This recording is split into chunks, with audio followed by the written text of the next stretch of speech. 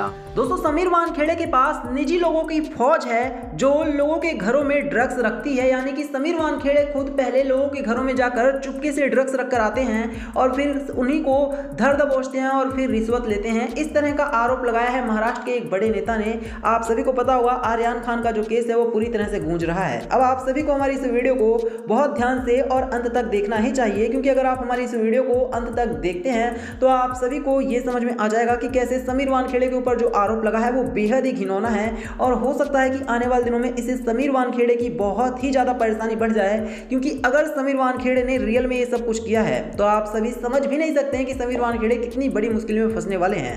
तो क्या है पूरी खबर जानने के लिए वीडियो को अंत तक देखिएगा।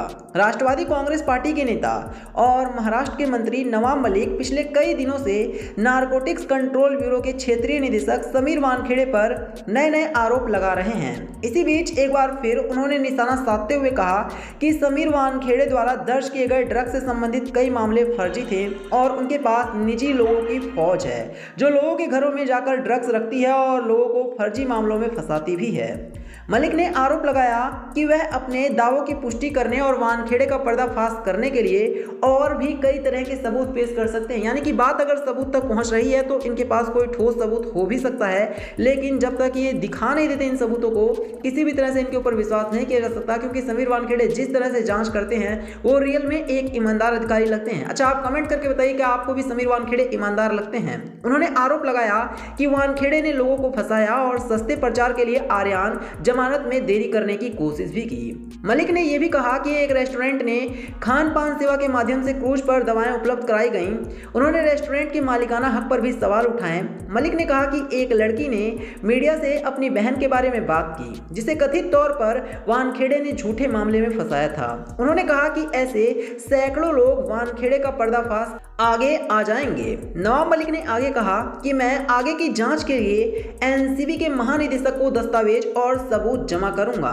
क्रूज ड्रग्स का भांडाफोड़ होने के बाद एनसीबी ने आर्यन खान और अन्य को फर्जी मामले में फंसाया है। क्रूज जहाज से जब्ती नहीं की गई थी, लेकिन जारी की गई तस्वीरें वानखेड़े के कार्यालय में ली गई थी। मलिक ने आगे जो बातें कही हैं वो और भी ज्यादा चौंका देने वाली हैं। मलिक ने कहा कि वानखेड़े के पास निजी लोगों की एक फौज है।